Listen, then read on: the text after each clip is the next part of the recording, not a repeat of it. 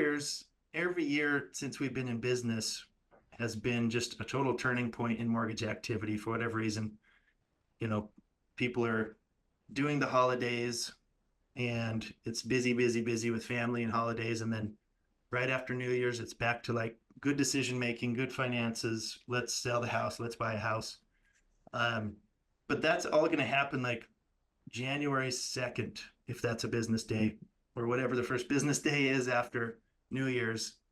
Um, and so, right now, in the next 90 days, is when you should be calling those predictive alerts and building that rapport, because you don't want to be in the frenzy of people applying with your competitors in January and trying to pull them back, because hopefully you're busy with some deals of your own because of that, little lower rates, home buyer season, and some more, cash out of people trying to pay off Christmas debt. Um, and you won't have time to go and fight your competitor and lowball each other to try and keep a deal. So that's, our whole philosophy on the future of engagement is predictive. We want to eliminate the inquiry for you, so you're not getting to that point of competing. So right now is really important. This is a wonderful time to engage with all those people that are going to do something January 2nd. One of the comparisons, I think, when you're thinking about strategy on how to reach out, if you look at some of our playbooks, it gives you some really specifics here. But I want to emphasize the difference between asking an open-ended question or a closed-ended question. And that's really kind of the distinction of what we're talking about here, because what I'm trying to do when I'm calling my alerts today is I'm trying to open up a conversation that I can maintain over the next year. Because I know, I mean, you could go to your list of past clients and filter them down and probably make a pretty decent list of people that you've closed a loan for that are really likely to do a refinance in the next year. Not all of them are going to do it next month, even if rates dropped like they have in the past month. It's gonna happen over, let's say, an 8-month window or a 12-month window for most of those people. If I call them all today and I treat them like a hot lead, and the way you treat a hot lead is you call them a bunch of times and you leave a bunch of voicemails and you're really aggressive, because if you don't get in touch and if you don't talk them into doing this loan with you, they're going to do it with someone else. And that's, I think, how people look at and imagine they're going to have to reach out to their alerts. And that causes them to not do it, because I don't want to be that guy and they don't want me to be that guy. And so if you're running into that barrier, that's what treating these like a hot lead looks like. If you treat it like I'm trying to start a conversation with Louis that I know is going to last months, not days, but months, that means I'm going to call him, I'm going to touch base, I'm going to check on what he's thinking about, and I'm going to get a conversation going about a topic that I can update him on. And that topic is what I'm specialized in, which is mortgages, which is the industry's rates, what equity is doing, what volume of inventory is doing, what trends are happening.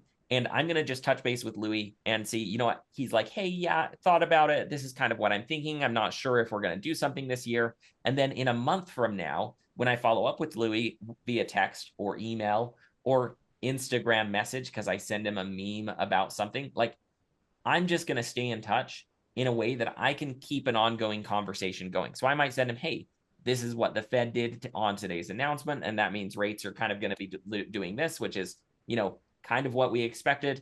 Inventories are getting worse, which means values are probably going to continue to go up. So, I'm just educating him, because if he's thinking about moving, these are all things in the back of his mind that he's not sure about. And I don't need to tell him when the right time to move is. But if he said he's going to, he's thought about it and there's a 50-50 chance he's going to, maybe do it this year, and I keep him up to date on the things that are relevant and interesting, it doesn't have to be a thing where I call him and say, hey, are you ready to apply yet? I might just be sending him an interesting article or an interesting update about what's happening in the market. And that's going to be enough that when Louis is ready to go, we already have a conversation going. And it's a pretty chill conversation. It's not a lot of back and forth, but it is a conversation about a topic that's relevant. And that's going to make me the go-to person at the time. And I think it's very different to approach it as a extended conversation than as a, I've got to call them and I've got to turn this into a deal this month.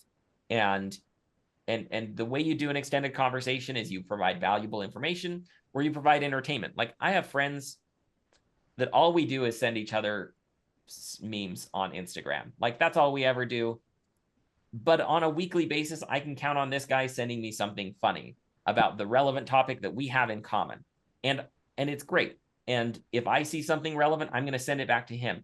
But, you know, down the road, we might actually have a serious conversation about a piece of equipment or some, you know, machinery, because this is a specialized thing that I know he knows about, and I'm interested in it as a hobby, but not to the same extent he's interested in it as a career. And he can answer every question and everything, but we have this ongoing, consistent dialogue.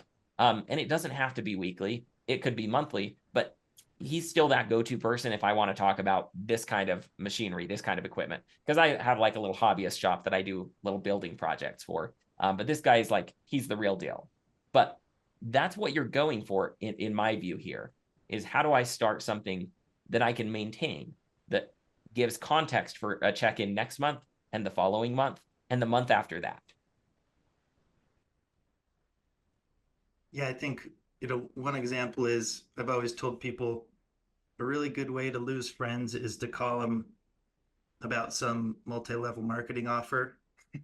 Like any of my past, acquaintances that call up with some wonderful offer, I'm just like, okay, now anytime they call, I'm not going to answer the phone. So, but if they call or if they're just keeping in touch and kind of mention, hey, I started doing this thing and here's, I'll see how it's going. If I want that product, I'm going to talk to that guy, right? I'm going to call him. So we can't emphasize that enough. And I think we have emphasized it quite a bit, but it's, it's don't be a salesperson. Try and be a social person with these people. And the data is going to help you be social with the ones that are likely to do a transaction soon. So that's our part.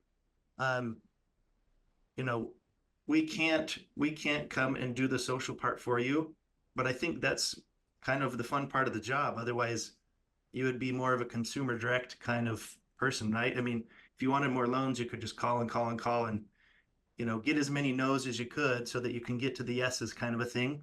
I don't think that's what our users are. I think, ours are 99% retail loan officers. They don't want to be in the direct to consumer space. I started in the mortgage industry just cold calling leads. It was just the worst. And I quickly wanted to get out of that. And that's why I ended up building this company. I don't think any of you do either. So as you, or if you're calling your alerts, or if you're training your team to call their alerts, communicate this to them too. Like, it's easier than you think. It's not about what am I going to say to make a sell. It's about how am I going to say hi to 5 people today as if they were your old friends that you wanted to make sure and catch up with. And then do that again, and then start to, as long as they know your position or what you're doing, they know that you want to do a mortgage for them in the future. You don't need to say it. And from day one of MonitorBase, the thing that makes our system valuable is not the data. The data is more or less, irrelevant unless you have the relationship with the client. That's really the reason why MonitorBase works, is because of your hard work and your relationships that you've worked hard to build over the, your entire career. And obviously the data helps. It helps filter out that list, but it really is about the relationship. And one quick example of this is just if you are having this ongoing conversation, the trust that you build during that time and knowing the specific needs of the client makes the biggest difference. Because if, for example, there's a day when you could lock somebody in on a certain rate and you just called them and it was your first time talking to them, the likelihood of you actually locking them on that day is far less than if you've had this ongoing conversation, you know their needs, they trust you, you know, they've been having this conversation with you. They know they've been telling you, oh, this is what we're looking for. This is what we're concerned about, X, Y, and Z. And then you call them on a specific day and you say, hey, today is the day that we want to lock in this rate. Then they're like, okay, let's do it because they trust you already. So anyway, all of this to emphasize that what you do on a daily basis of building relationships and trust with your clients um, is what you need here and what you're already good at. And it's just the mindset specifically with these predictive alerts that we wanted to emphasize of this is something that you want to approach with that providing value and building relationship mindset. Yeah, and you can't keep a social relationship with the 1,000 people in your database or the 1,500 people in your database ongoing. So that's our system is just saying, based on the data, try to nurture these social relationships today, and that's going to be the best use of your time. And real quick before we're done, I want to just give people a little update. There are some new rate and term and a few new types of predictive alerts that are starting to happen. There are plenty of high rates in there, and they're starting to churn. We're seeing it happen. So get in there and get familiar with those. It'll be things like, if somebody's got an opportunity to refinance to a conforming and drop MI, everybody knows that. Streamlines and URLs, there's a little bit of those going on. But I think, because the rates are better and because the Fed has said out loud, we're lowering rates, everybody knows that in the industry that doesn't mean the mortgage rates are going down.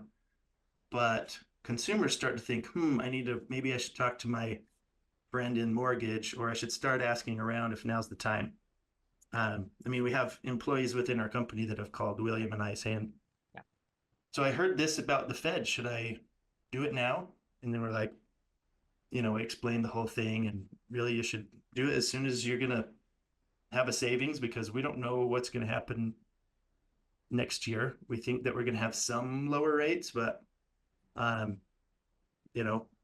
definitely if you're buying a house, I wouldn't wait.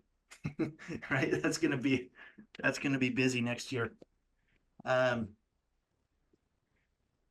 yeah, I'm super excited for this holiday season. Normally it's slow, but with these rates, I think that our clients can keep busy with a decent amount of refis, whether they're a rate and term that come up every month. There's some more every month that kind of start to fit in the mold.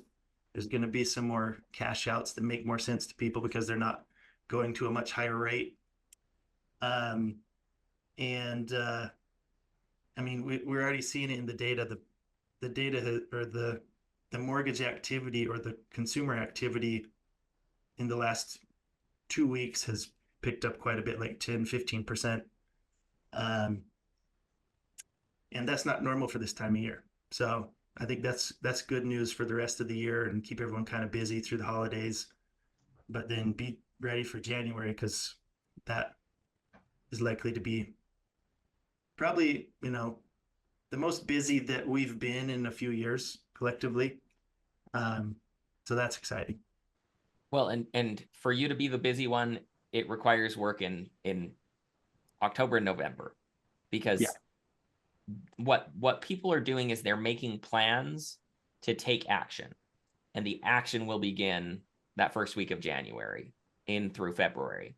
And that's what the data is indicating, guys. So I would say recognize that is a 90-day conversation you're going to have to start. And it's not, hey, are you ready to apply for a mortgage today? And so use that strategy, use that approach. And what you'll find out is you'll be the go-to person January 2. And that's the goal with today's strategy, with what we're seeing in activities happening and what we know historically is going to occur. If it's picking up right now, I think you'll probably have your best January you've had in 3 years, your best February that you've had in 3 years. And that comes from that preparation and those conversations that you start in the next couple of weeks. Because if you're calling them end of December, they're not answering the phones. And if you're calling them the first week of January, they've already made a plan. So that's kind of the warning that we're trying to put out there. That's trying to the encouragement we're trying to give people. It's like there's opportunity, but it's just slightly different than people are expecting. If you think you're going to call today and get the deal, it's not going to work. But if you call knowing that this is a plan for 3 months from now, you're going to have way more success. It's going to be way easier. It's just going to click. It's going to make sense. And you'll find out that these are easy phone calls to make. It's easy to treat the leads that way, and they enjoy it better because it's more naturally aligning with what is going to happen for them. Some of them will be ready to go forward right now, but it's going to be 1% of them. And you'll find out that there's a significantly higher percentage that are planning the first few months of this year. Yeah, you're planting the seed. I mean, we've had plenty of users say, somebody got my email from a predictive alert, and then they called saying it was crazy. We were talking about that at dinner last night, right? So there will be some of those fish that jump right in the boat because they're already in that mindset. And luckily, this person that they know that they forgot does mortgages reached out, and now they have your phone number, right? So, so there will be some of those, but don't be discouraged by the other 9 out of 10. Just reach out. You're gonna plant the seed, and then they're gonna be thinking about that and start to be like, yeah, that actually does kind of sound nice. And now they're a little educated on what might happen in the market. Maybe they should start talking about that with their spouse sooner, right? So super exciting. Well, I appreciate the attention today, guys. I forgot to hit record until halfway through this. So anyone who missed this call is only going to get half of a recording. So unfortunately, I'm not the best host here. I need to hand that responsibility off to someone else who actually remembers to do that every time instead of every other time. But, also, do we have some quick questions by anybody? If there is, go ahead and throw them in the chat. Yeah.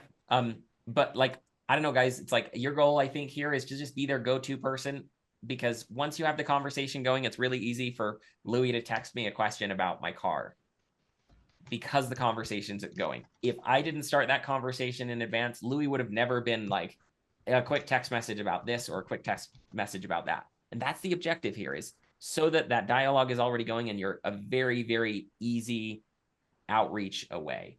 And by the way, William and I work together. That's easy, but something as specialized as a mortgage, like I'm going to reach out to somebody I haven't talked to in a year for something that specialized. And if we're an acquaintance, then I feel totally comfortable. It's like, hey, you know about this. I'd love to talk about that. Right. So we have a question in the question box, by the way. Okay. Okay, from Michael Rodriguez. Any suggestions on starting cash out combos based on alerts? Yeah, so a quick little update on that. A lot of people think that the biggest correlating factor to cash out is revolving debt. Recently we've actually done correlation matrix and seen that it's much more likely that a high auto loan payment is going to be a driver of a cash out, or some other installment payment, some fixed debt. So, I mean, the alerts will give you kind of a subject about them, but it's really important to look at the alert intel, see kind of what's going on with them. That's a little summary, but look down in the credit profile, and that can give you an idea of like how many revolving accounts do they have? Is there even any balances? So you're not talking about paying off credit cards if they don't have any, right? I'm trying to log in quick, and I don't know that I'll be able to find one in our sample data. But if you look at your predictive alert intels on predictives particularly, it does a calculation. Anybody that's saving more than a couple $100s a month, we are calculating what their monthly savings would be. If they did a refinance, if they paid off those debts and they took the current market rate and got rid of their current rate, that might be a 3% rate. And so there's already a calculation there. So if we're recommending outreach, we would be relying heavily on the data inside of the credit profile, particularly for cash out. So I would not sleep on that and just try and come up with a generic message. I would be like, hey, we did a credit pre-selection and it looked like you might save $1,200 by doing debt consolidation. Is that something you guys have considered? Like, you can get that specific and the calculation is done with every one of those alerts where the cash out is likely. So I would really lean on that, because if I'm reaching out to someone and I know that they could drop their monthly obligations by $1,200 a month, I don't know why I would lead with anything else besides that. And it's not that everyone hits that model, but if you go through your predictive alerts, you'll see there's an estimated monthly savings, and we give you an exact description of what went into that, and you'll be able to see why that's a really good candidate. And that's the beginning of the conversation, not the end of it. But I think that particular calculation is super relevant to cash out specifically, which I think is what you're looking for here. Yeah, and there's 8 or 10 different cash out variations of predictive alerts. So, read the intel. It will tell you a little bit more of what the direction might be. And that's, this is if you do get into the cash out conversation. I think on the whole subject of what we were, saying in this whole training, talk about how you're seeing that trend in the market, not like, hey, do you think that this is something for you right off the bat? Just tell them, hey, look, yeah, here's how the market's going. People still have wonderful equity. That's not going away. We don't think. Here's why I don't think that. So don't be scared about, losing value in your house. We're seeing, a lot of people that have got HELOCs, now they're turning those into cash outs because the rates are lower, and that's a much better deal. You can write that interest off. Same thing with high rate auto loans. So just kind of telling them what you're seeing in the market is probably a better way to lead into that with predictive alerts than to say, hey, have you thought about cash out? Because everyone's, most of them are going to say, no, not today, right? But also, they might have a bad idea in their head of what cash out means, because maybe their grandparents told them or a friend told them that's a horrible thing to do. But it's like, well, but if you're going to pay off this 20% interest or 15% interest debt and, have some interest that you can pay off that's going to be at 5%, that might make more sense today than you'd think. I have my screen up if we want to share that really quick. Yeah, please do, because I wasn't prepared. It's actually on every predictive alert where they could have a large monthly savings. So even if it's not a cash out alert, it'll still show that if it's significant enough. Oh, thank you so much. So the example I have here is from my demo account, and it's not a cash out alert, but of course it's if it is a cash out specific predictive alert, it will also share that. So it shows you at the top of the predictive alert, once you expand the predictive alert, what that monthly savings would be, the estimated monthly savings. And then you can also go through and see all the specifics about their current mortgage, their additional debts like student loans, revolving and installment debt balances, auto loan information. That's a lot of revolving debt. That's just that's a demo sample. That's just randomly generated numbers. So a little wonky, but hopefully that helps if you haven't seen this inside the system already, especially on predictive alerts. Okay. Thank you everyone so much. Thank you all. Thanks, Appreciate guys. you. Have a great week.